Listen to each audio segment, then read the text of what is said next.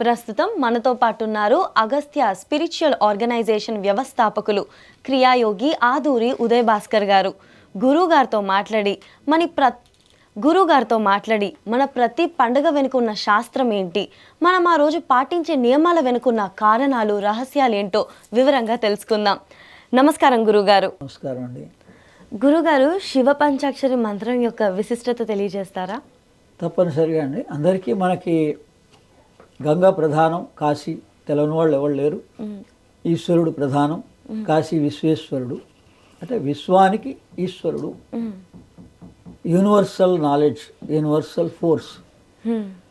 అందుకని ఈశ్వరుడు ఆయన స్వరూపాన్ని చూస్తేనే ఆయన చర్మం ధరిస్తాడు, జంతు చర్మాన్ని ధరిస్తాడు. అది భూతత్వానికి సంకేతం. భూతత్వాన్ని, మన దేహంలో భూతత్వాన్ని తెలియజేస్తోంది అది. అలాగే పైన గంగ ఉంది, అది జలతత్వాన్ని తెలియజేస్తోంది, జలం యొక్క ప్రాధాన్యతను తెలియజేస్తోంది.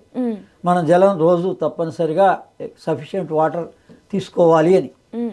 మన బ్లడ్ సర్క్యులేషన్ పర్ఫెక్ట్ ఉండాలంటే మన జలతత్వం పర్ఫెక్ట్గా ఉండాలి. మన కాన్స్టిపేషన్ కానీ అదంతా ఏం లేకుండా ఉండాలి అంటే భూతత్వం పర్ఫెక్ట్గా ఉండాలి. అంటే మూలాధారం యొక్క విశిష్టతని ఆ చర్మం తెలియజేస్తోంది. గంగ ఏమో జలతత్వాన్ని తెలియజేస్తోంది. తర్వాత ఆయన త్రినేత్రం ఏదైతే ఉందో అది అగ్నితత్వాన్ని తెలియజేస్తోంది. మన బాడీలో డైజెస్టివ్ పార్ట్ నాభి అగ్నితత్వానికి సంబంధించింది. దాన్ని సరి చేసుకోమని తెలియజేస్తున్నాడు ఈశ్వరుడు. ఇంకా తర్వాత ఆయన విభూతి ధారణ చేస్తాడు. ఆ విభూతి దేన్ని, వాయుతత్వాన్ని తెలియజేస్తోంది. మనలో ఉండేటువంటి వాయుతత్వాన్ని ఎలా మనం సవరించుకోవాలి అనేటువంటిది సూచిస్తోంది. ఇంకా తర్వాత ఢమరుకం, ఆయన చేతిలో ఏముంటుంది, ఢమరుకం ఉంటుంది. అంటే శబ్దాన్ని ఉత్పన్నం చేస్తుంది. అంటే ఆకాశతత్వం శబ్దం.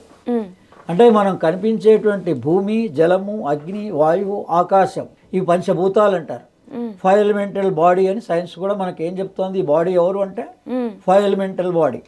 ఈ 5 తత్వాలు కలిస్తే మానవ దేహం ఏర్పడింది. ఈ 5టికి ముందు మూలం ఎవరు, మాతృకలు అంటారు. వీటికి మహాపంచభూతాలు అంటారు. శబ్ద, స్పర్శ, రూప, రస, గంధ తన్మాత్రలు అంటారు వీటిని. ఈ 5 అన్నమాట మనకి మన దేహంలో ఉన్నవి.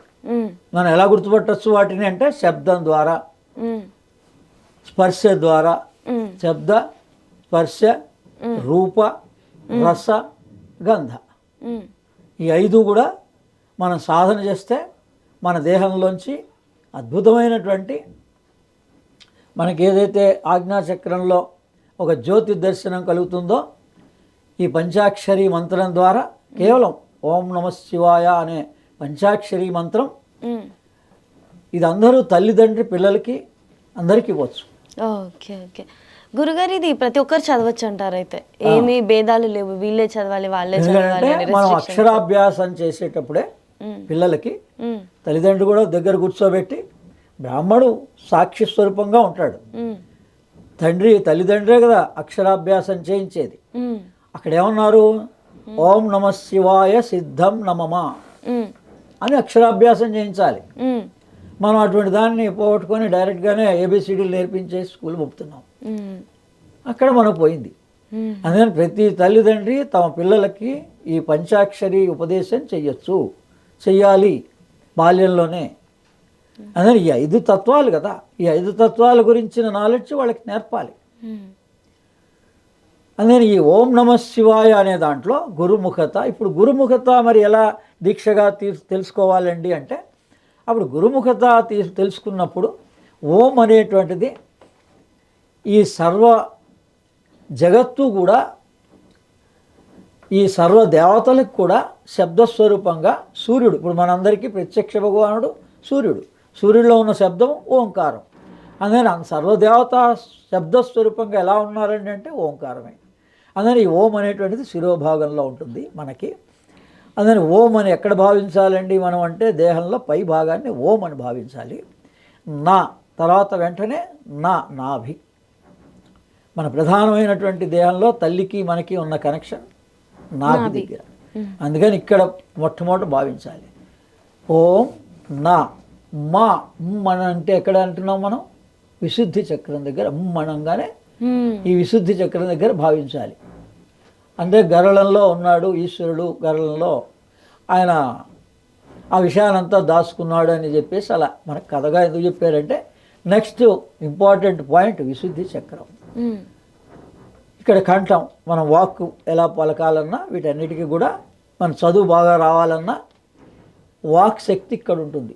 అందుకని నా తర్వాత నా బీజాక్షరం తర్వాత మా బీజాక్షరం, నా మా సి. సి అంటే మూలాధారం, మూలాధారంలో భావించాలి ఆ సి అనేదాన్ని. అట్లా అంటే అక్కడి నుంచి ఇవన్నీ కూడా గ్లాండ్సే. మనం ఇప్పుడు చక్రాలుగా చెప్తున్నాం, వాటిని గ్లాండ్స్గా పిల్లలకి నేర్పాలి. గ్లాండ్స్ అన్న చక్రాలన్నా ఒకటే. ఈ 6 చక్రాలని 6 గ్లాండ్స్గా చెప్పారు వాళ్ళకి అంతే. దాని తర్వాత ఓం నా మా సి వా. వం బీజం ఎక్కడ ఉంటుంది? స్వాధిష్టానంలో ఉంటుంది, జలతత్వంలో. అక్కడ వం అని భావించాలి. వం తర్వాత ఓం నా మా సి వా యా. యా అంటే వాయుతత్వం. ఎక్కడుంది? అనాహతంలో వాయుతత్వం. మన దేహంలో ఉన్న 5 పంచభూతాలని, వాటి యొక్క ప్రాధాన్యత, అవి సక్రమంగా ఉంటే మన ఆరోగ్యం బాగుంటుందని, వాటికి డిస్టర్బెన్స్ వస్తేనే మన అనారోగ్యం వస్తుందని, వీటికి మొత్తంగా ఓంలో డిస్టర్బెన్స్ వస్తే మైండ్లో డిస్టర్బెన్స్ వస్తుందని, మన మానసిక సమస్యలకి శారీరక సమస్యలకి సమాధానమే ఓం నమః శివాయ. అది తల్లి తండ్రి ఆచరించక, ఒకప్పుడు మనకి కోటీశ్వరుడు అంటే అర్థం ఏంటంటే కోటి శివనామం కోటి రామనామం చేసినవాడు కోటీశ్వరుడంతా ఆత్మవిశ్వాసంగా జీవిస్తాడు. అదే నేను కోటి గాయత్రి మంత్ర మహామంత్ర దీక్ష ఈ 25 సంవత్సరాల్లో 2000 నుంచి కూడా ఆ పూర్తి మంత్రాన్ని చేశా. మళ్ళీ అందులో బీజాక్షర మంత్రం కూడా ఉంటుంది, అంటే చిన్న మంత్రం కూడా ఉంటుంది, దాన్ని కూడా ఆచరించా. అలా మనం ఈ చిన్నప్పుడే మనకి ఈ ఆధ్యాత్మిక విద్యని తల్లిదండ్రులు పిల్లలకి అందించాలి. అప్పుడు అసలు ఇంత సమస్య, ఈ అనారోగ్య సమస్య ఉండనే ఉండదు. ఇది ఆ ఓం నమః శివాయ యొక్క ప్రాధాన్యత, విశిష్టత. ఇది ఎప్పుడైనా చేయొచ్చు. ఎన్నిసార్లు అంటే బాగుంటుంది గురుగారు? రోజు కంటే ఎవరైనా చేయొచ్చు అంట? ఎవరైనా, అందరూ చేయొచ్చు. ఉదయం నారాయణ్ని స్మరిస్తారు, సూర్యనారాయణ్ణి. సాయం సమయంలో, సంధ్యా సమయంలో, ప్రదోష వేళ ఈశ్వరుడు నాట్యం చేస్తుంటాడు అని మనకి కథాపురాణంగా చెప్పారు. దాని అర్థం ఏంటి? సాయంత్రం పూట ఈ మంత్రం విశేషంగా పనిచేస్తుంది. ఉదయం పూట సూర్యుడిని ప్రార్థన చేసుకోవచ్చు, సూర్య నమస్కారాలు చేసుకోవచ్చు. అదే సాయంత్రం సమయంలో, సాయం సమయం నుంచి ఇంకా రాత్రి దాకా మనకి ఎంత సమయం ఉంటే అంత సమయం ఓం నమః శివాయ అంటూ ఈ రకంగా ఈ చక్రాల మీద దృష్టి పెట్టి భావిస్తూ ఉంటే మనకు వాటి గురించిన పరిజ్ఞానం ఎంత సాధన చేస్తే అంత తెలుస్తూ ఉంటుంది. ఇలా ఇన్నిసార్లు అనాలని మనం ఉంటుందా గురుగారు? ఇన్నిసార్లు అంటే మామూలుగా ఏదైనా లక్ష్యము అంటే మనం ఒక గోల్, చదువుకునేవాళ్ళు చదువు లక్ష్యం, పెద్దవాళ్ళకి వాళ్ళ వాళ్ళ అవసరాల లక్ష్యం, ఒక లక్ష్యం ఏదో ఒక లక్ష్యం మీద పెట్టుకొని లక్ష్య జపం చేస్తారనమాట కౌంట్. అది చేశాక ఒక పూర్ణాహుతిగా పూజ చేసేవాడు పూజ చేస్తాడు, హోమం చేసేవాళ్ళు హోమం చేస్తారు. బాగా చెప్పారు గురుగారు. అంటే మనకి శివ పంచాక్షరి మంత్రం వెనుకున్న విశిష్టత ఏంటి, ఒక్కొక్క అక్షరం వెనుక కూడా ఉన్న రహస్యాలు ఏంటో. అలాగే ఈ 5 పంచలింగాలు, పంచాక్షరి అంటే పంచలింగాలు. అంటే భూతత్వానికి సంబంధించిన లింగం కంచిలో ఉంది, జలతత్వానికి సంబంధించిన లింగం జంబుకేశ్వరంలో ఉంది, అగ్నితత్వానికి సంబంధించిన లింగం అరుణాచలంలో ఉంది, వాయుతత్వానికి సంబంధించిన లింగం కాళహస్తిలో ఉంది, ఆకాశతత్వానికి సంబంధించిన లింగం చిదంబరంలో ఉంది. అంటే మన ప్రాబ్లమ్స్ ఎక్కడున్నాయి అసలు దేహంలో? నీకు మూలాధారంలో ప్రాబ్లమ్స్ ఉంటే, అంటే కాన్స్టిపేషన్ కానీ అటువంటివి ఏమన్నా ఉంటే, లేదా జాయింట్ పెయిన్స్, ఎముకలు, చర్మానికి సంబంధించింది ఉంటే, మీ దాని రెమెడీ కంచిలో ఉండేటువంటి ఆ క్షేత్రాన్ని దర్శించి అక్కడ ఈ ఓం నమః శివాయ అనే పంచాక్షరి మంత్రాన్ని అక్కడ జపించి మనం ఆయుర్వేద విధానంగా కొంత శారీరకానికి కూడా తీసుకున్నట్లయితే పూర్తి నివారణ అవుతుంది.